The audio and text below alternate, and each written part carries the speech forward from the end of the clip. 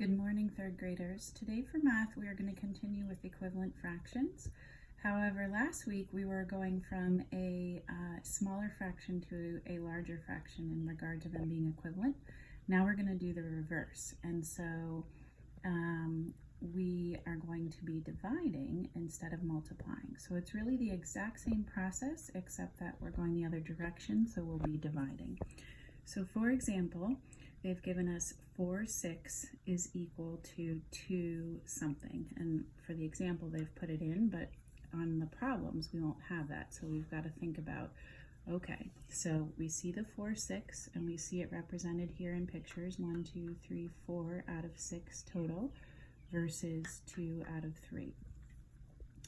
Then we're going to say to ourselves, 4 divided by what is going to give me 2? And the answer to that would be 2. And remember from last week that whatever we do above, we do below. So 4 divided by 2 equals 2.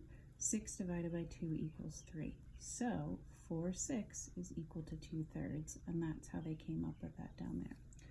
So let's take a look at number 16. We'll do that one together, and that you can use as your example to do 17 through 20 on your own. Okay, so the first is 10 of these triangles are shaded out of the 12. So that's what 10/12 represents. Over here, we have a total of 6 squares, and 5 out of the 6 are shaded. So we know from the picture that this is going to be 5, but we can also practice what we just learned. So 10 divided by 2 equals 5. 12 divided by 2 equals 6. So what we did on top, we do below.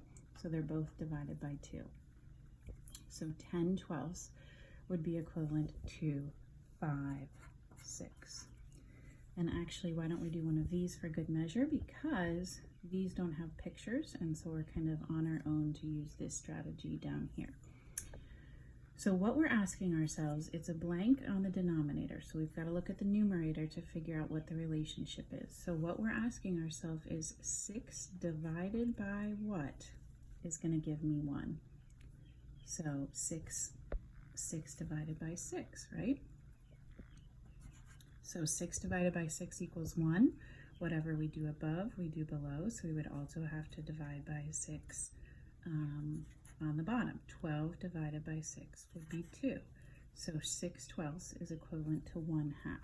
So you're going to apply that same strategy for problems 18, 19, and 20. And then on the back, it's a similar situation, but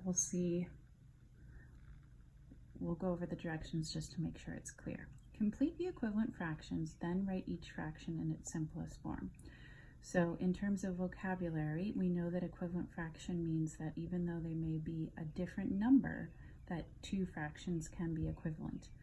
And what simplest form means is that whatever the fraction has ended up in, it's in its simplest form if you can't make it any smaller, meaning if you can't divide by a number both on top and bottom to make it smaller.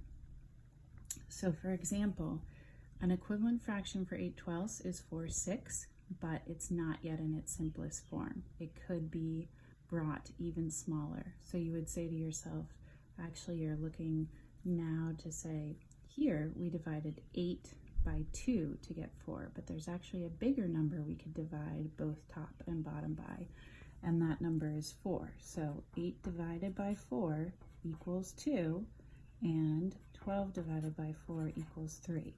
So the equivalent fraction for 8/12 is 2/3, and it's in its simplest form because we cannot divide on top and bottom any number any further. So it is in its simplest form.